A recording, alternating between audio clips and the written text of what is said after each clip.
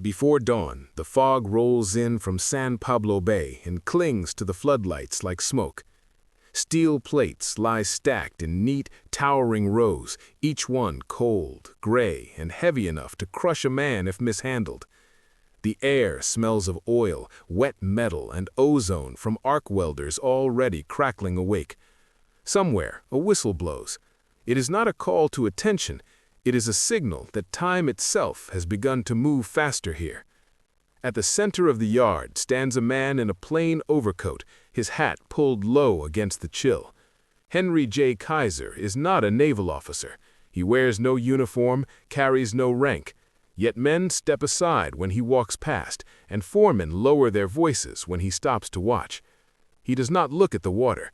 He looks at the ground, at chalk lines drawn directly onto the concrete, outlining the ghost of a ship that does not yet exist. In Washington, naval planners still think in terms of slipways and rivets. They imagine ships rising slowly, keel first, over months of careful labor. But here, in the half-light of Richmond, Kaiser is imagining something else entirely. He is imagining a ship assembled the way Detroit builds automobiles, piece by piece, station by station, without pause. The war has not yet reached American shores, but it is already devouring tonnage at an impossible rate. In the North Atlantic, German U-boats are sinking Allied merchant ships faster than they can be replaced. Every freighter lost is not just steel and fuel, it is food that never reaches Britain, tanks that never reach North Africa, ammunition that never reaches the front. The numbers on the Navy Department's ledgers are turning red. Kaiser knows those numbers. He has read them, and he has decided that the problem is not courage or funding. The problem is time. A welding torch flares to life beside him, blue-white and blinding. Two men guide a massive steel panel into position with hand signals and shouted commands. There is no rivet gun, no hammering chorus. Instead, the torch traces a glowing seam, fusing metal to metal in seconds. The weld cools quickly in the damp air, leaving behind a dark, hardened scar.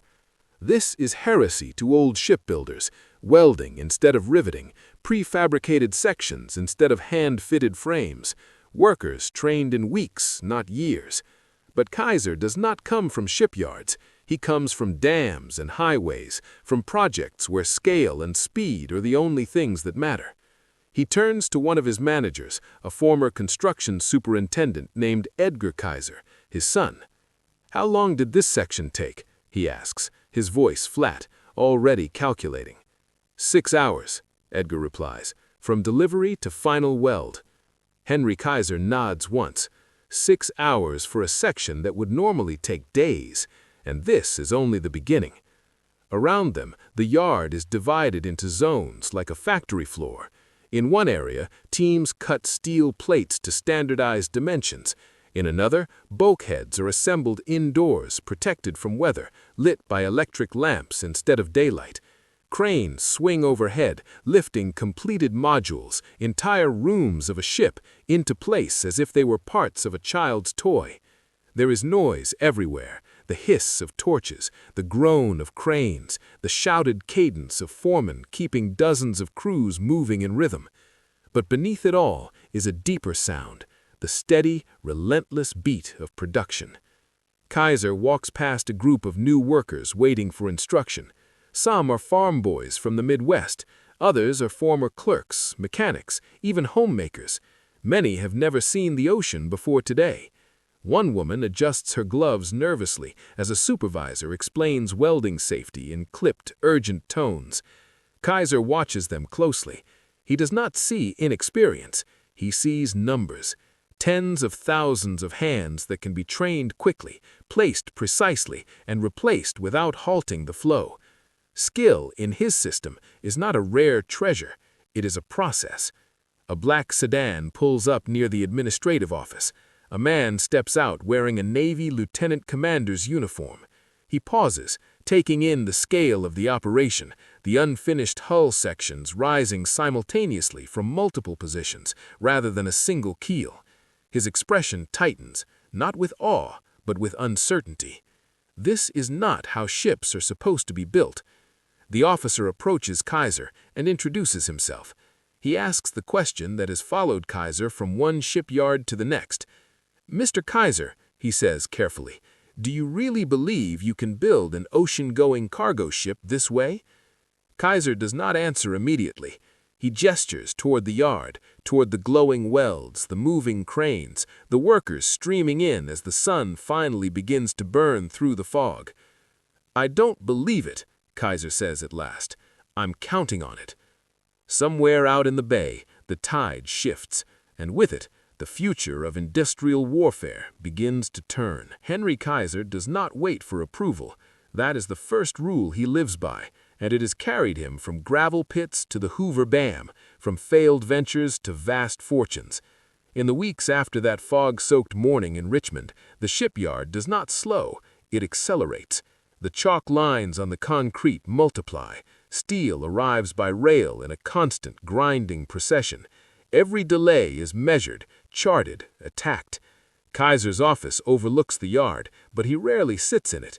He walks, he watches, he asks questions that unsettle men who have spent their lives building ships the old way.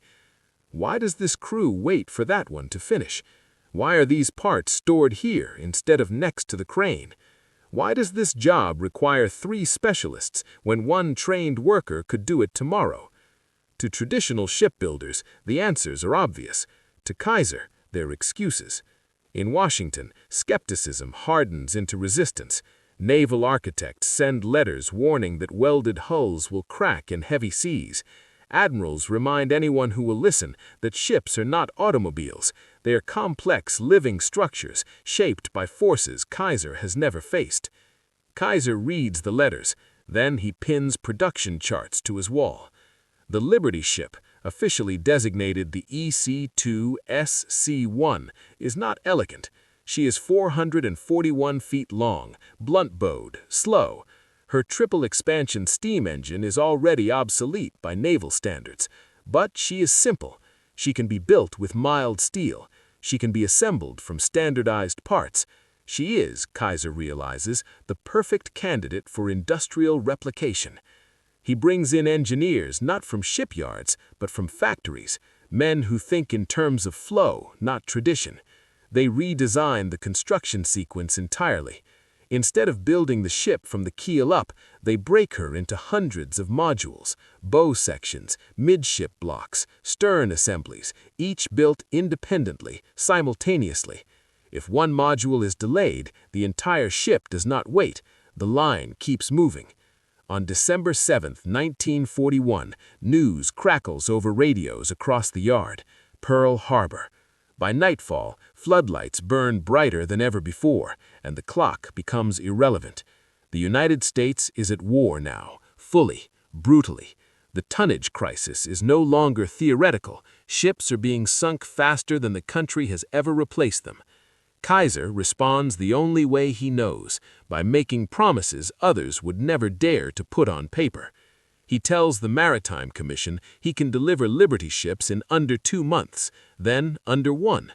Then, when pressed, he sets a goal so outrageous it sounds like mockery: 10 days. The announcement ripples through the yard. Foremen exchange looks. Engineers quietly recalculate and shake their heads. Even Edgar Kaiser hesitates. But the old man does not flinch. He restructures the workforce into shifts that never stop. He standardizes tools, positions, movements. Each worker learns a narrow task, repeated until it becomes instinct. Welding schools spring up beside the yards, teaching thousands in weeks what once took years. Mistakes happen. Welds fail. Plates warp. A hull section cracks during testing, and word spreads quickly through the Navy Department. The critics pounce. Newspapers whisper about unsafe ships, about industrial arrogance. Kaiser orders inspections. He adjusts weld procedures. He does not abandon the method. He refines it. At Richmond, the yard becomes a city unto itself. Cafeterias operate around the clock. Child care centers open for women working swing and night shifts. Buses arrive every hour, unloading new labor drawn from every corner of the country. The workforce swells past 90,000. And then comes the demonstration. September 27, 1942, 1 year after Kaiser stood in the fog watching chalk lines on concrete, the yard gathers again, this time under clear skies. A Liberty ship named SS Robert E. Peary waits on the ways, her hull complete, her superstructure welded into place. The clock starts. Crews move with rehearsed precision. Sections arrive exactly when needed. Cranes swing, lower, release. Welders seal seams in practiced arcs of light. There is no shouting now, only signals, checklists, and motion. At 4 days, 15 hours, and 29 minutes, the last weld is complete. The ship slides into the water to stunned silence, followed by a roar that rolls across the bay. Kaiser does not smile, he simply checks his watch. The 10-day January 1943, North Atlantic, midwinter. The sea is black and heaving, lit only by a sliver of moon and the faint glow of stars breaking through low cloud. A German U-boat commander peers through his periscope, breath fogging the eyepiece as he scans the convoy lanes. He expects emptiness, he expects scarcity. Instead, he sees silhouettes. Freighters, many of them. They move in steady columns, their blunt bows punching through icy swells. They are not fast, they are not graceful, but they are there, far more of them than intelligence reports predicted. Back in Richmond, Kaiser does not see the ocean, he sees graphs. The Maritime Commission now demands output numbers that would have seemed insane a year earlier. 1 Liberty ship every few days, then 1 per day, then more. The yards respond like a living organism adapting under pressure. Kaiser's managers dissect every delay down to the minute. A crane idle for 30 seconds becomes a problem to be solved. A worker walking too far for tools becomes a layout flaw. Even lunch breaks are staggered so production never fully stops. The ship itself evolves. Lessons from early failures are folded back into the line. Hull cracks traced to brittle steel are addressed with revised welding sequences and stress relief techniques. Engineers reinforce critical joints without slowing assembly. Quality control teams inspect modules before they ever reach the hull. The result is not perfection.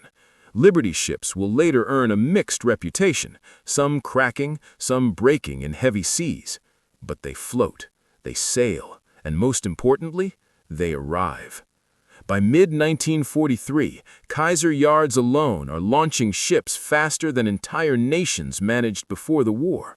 Each launch is a ritual now, a brief speech, a bottle of champagne. Then gravity takes over, and thousands of tons of steel rush into the water with a thunder that shakes windows miles away. The workers cheer, but there is no pause. Another hull is already waiting. Women make up more than a quarter of the workforce now, many operating heavy equipment once reserved for veteran tradesmen. Older supervisors who doubted them months earlier now rely on their precision. Immigrant laborers, Black Americans, rural migrants, all work side by side under the same lights, bound by shift whistles and production quotas. Kaiser's system leaves little room for individuality. A man is not hired for his name, but for his output.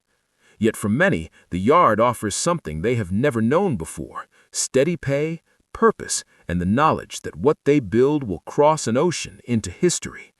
In Washington, strategy adapts. Convoy planners grow bolder. Supply officers schedule operations that would have been impossible in 1941. In North Africa, then Italy, then Normandy, equipment flows in quantities that strain ports and roads. Every crate stamped USA traces its existence back to steel cut and welded in places like Richmond, Portland, and Savannah. German intelligence begins to grasp the problem too late. Reports circulate describing American shipbuilding rates as fantastical, exaggerated, propaganda. But U-boat captains know better. They see the evidence in their periscopes, new ships appearing faster than torpedoes can sink them. Admiral Karl Donitz demands higher kill ratios. He pushes his crews harder. Losses mount. By late 1943, the arithmetic is undeniable. The Allies are winning the tonnage war. not through a single battle, but through an assembly line. Henry Kaiser remains largely absent from the headlines. He is not a general. He does not attend victory parades. When reporters ask him about his achievement, he deflects. It's not me, it's the system. But systems do not build themselves. They are imposed, defended, and refined by people willing to ignore tradition when it becomes an obstacle. As the war grinds on, Liberty ships are joined by faster victory ships, built using the same modular logic Kaiser helped normalize. The idea spreads beyond shipyards into aircraft factories, tank plants, and logistics depots. Speed, once a liability, has become a weapon. And in the background of it all stands the man in the plain coat, watching from the edge of the yard, already thinking about what comes next when the war finally ends, and whether the world will remember how close it came to losing the race against time. Late 1943, North Pacific, heavy seas. A Liberty ship pitches hard, her bow slamming into gray water with a hollow metallic boom. Below deck, the hull groans, not loudly, but enough for the sound to carry through steel passageways like a warning. The temperature is near freezing. Spray coats the superstructure in ice. An engineer pauses mid-step, listening. Then comes the crack. It is not an explosion. It is a sharp, sudden report, like a rifle shot echoing through the ship's frame. Somewhere along the hull, a welded seam has failed. The fracture runs fast, driven by cold, stress, and brittle steel. Men scramble, pumps engage, damage control teams move instinctively, trained not for elegance, but for survival. The ship does not sink, most do not, but the incident will be logged, studied, and quietly added to a growing file back in Washington, one that critics of welded construction have been building since the first Liberty slid into the sea. By now, over 2,000 Liberty ships are in service. They are everywhere. North Atlantic, Arctic convoys to Murmansk, Pacific supply routes stretching thousands of miles. They are the backbone of Allied logistics, and they are being pushed hard, often beyond the conditions their designers imagined. The failures worry the Navy. Investigators discover that some fractures propagate catastrophically, running from deck to keel in seconds. Metallurgists trace the cause to notch sensitivity in the steel, exacerbated by low temperatures and rigid welded joints. The old riveters feel vindicated. In Richmond, Kaiser is shown the reports. He reads them without comment. Then he calls meetings. The solution is not to slow down. It is to adapt again. Engineers introduce crack arresters, steel straps riveted across critical seams to stop fractures from spreading. Welding techniques are adjusted to reduce residual stress. Steel specifications change as suppliers improve quality. The yards incorporate each fix without halting the line. This is the true strength of Kaiser's system, not speed alone, but feedback. Failure does not trigger abandonment, it triggers iteration. The Navy watches closely. What it sees is not recklessness, but controlled risk, measured against the alternative. Every month of delay costs ships. Every ship lost costs lives. A cracked hull that limps into port is preferable to no ship at all. By 1944, the worst structural failures declined sharply. Liberty ships continue to serve, carrying tanks, fuel, troops, and food into the heart of the Allied advance. Many will survive the war intact, their utilitarian lines becoming familiar sights in harbors around the world. Henry Kaiser himself remains restless. His attention drifts to new projects, aircraft carriers assembled in modules, aluminum fabrication, housing for returning veterans. He understands that the techniques proven under wartime pressure will not remain confined to war. In the shipyards, workers begin to sense the approaching end. Rumors circulate. Contracts will expire. Production will slow. Some fear unemployment, others plan for peace. On August 14, 1945, news of Japan's surrender spreads through the yards like a wave. Whistles blow, not to mark a shift, but to mark an era. Men and women stop working and stand among half-finished hulls, unsure whether to cheer or simply breathe. The war is over. The tonnage crisis is gone, and with it the urgency that justified everything. Liberty ships continue to launch for a time, then taper off. Some will be sold, others scrapped. A few will sail on for decades, anonymous workhorses of global trade. Henry Kaiser does not give a victory speech. He does not ask for monuments. He returns to his office, already planning civilian projects on a scale only wartime experience could make seem normal. But history has a way of smoothing over the details, of remembering battles and generals while forgetting the factories that made victory possible. The question remains, when the war fades into memory, will anyone remember the man who turned shipbuilding into an assembly line and, in doing so, quietly tipped the balance of the largest conflict in human history? October 45, Richmond, California. The yards are quieter now. Floodlights still stand, but many remain dark.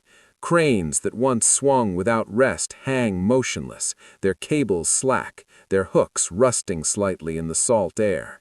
Half-finished hull sections sit where they were abandoned, chalk numbers fading under sun and rain. Henry Kaiser walks the yard again. He is older now, his pace slower, but his eyes move the same way, measuring, comparing, imagining. There is no crowd around him, no officers, no reporters, just the echo of footsteps on concrete that once shook with production. The war has ended, and with it the urgency that made his methods indispensable. In Washington, planners turn their attention to demobilization. Contracts are canceled. Shipyards close almost as fast as they opened. Kaiser does not protest. He has never believed that systems should outlive their usefulness. Across the world, Liberty ships scatter. Some carry refugees home. Others haul surplus equipment to distant ports. A few are mothballed, sealed in reserve sheets, rows of identical hulls stretching across quiet anchorages like steel ghosts of a war already receding into history. Most people will never know their names: SS John W. Brown, SS Jeremiah O'Brien.